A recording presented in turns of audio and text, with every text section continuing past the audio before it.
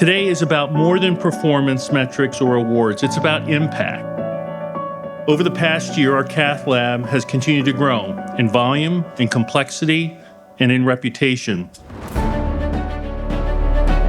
We've expanded access, strengthened partnerships, and consistently delivered high-quality, time-sensitive care when minutes matter most.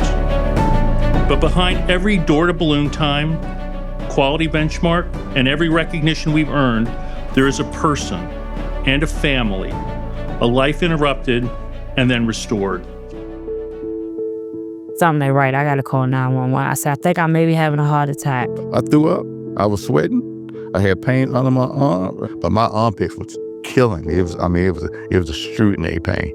And I was telling my wife, something not right.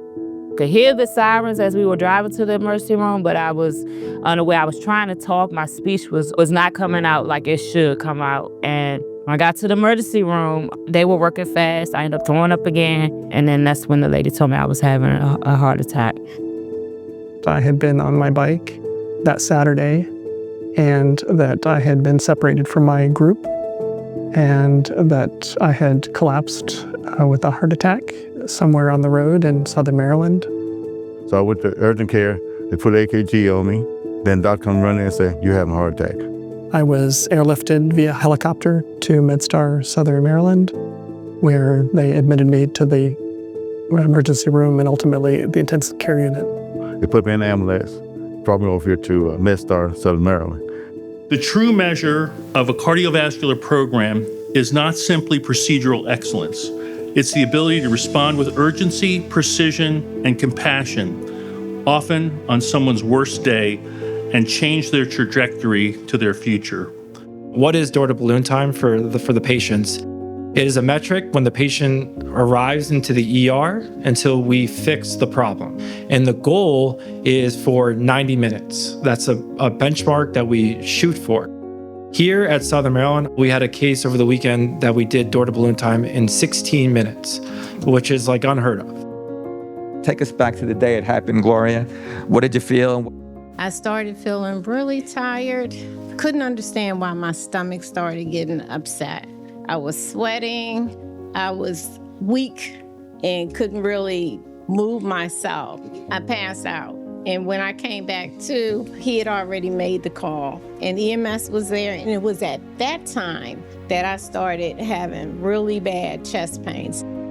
Mr. Butcher is an avid cyclist. It's one of his passions in life. He was out cycling and unfortunately suffered a cardiac arrest while cycling. His friends started immediate bystander CPR.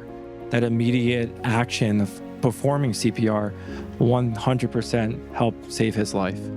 I was on a 70-mile ride. That was routine for me. Every weekend, I would do at least 50 to 75 miles on my bike. I eat decently well. I'm not diabetic. I don't smoke, drink a little bit, have no generational history of cardiac disease other than a little atrial fibrillation. But there's nobody that would look at me and say that I was a risk for a heart attack.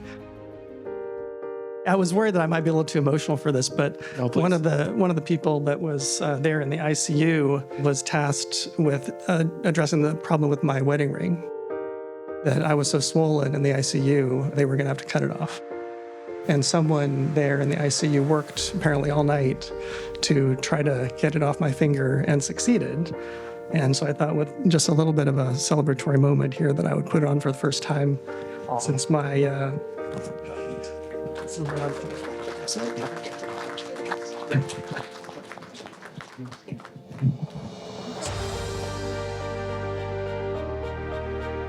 That's a testament to the care that person offered me. So what surprised you most about recovery, both physically and emotionally after you've had your heart attack?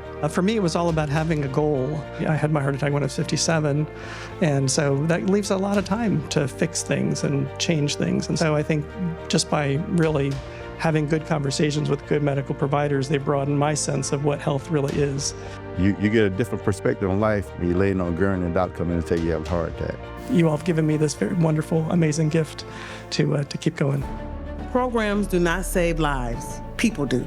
What makes this program exceptional is not just a technical skill, it is shared ownership of outcomes. And when that system works, as it has, survival becomes not just possible, but expected. Let's continue to change lives.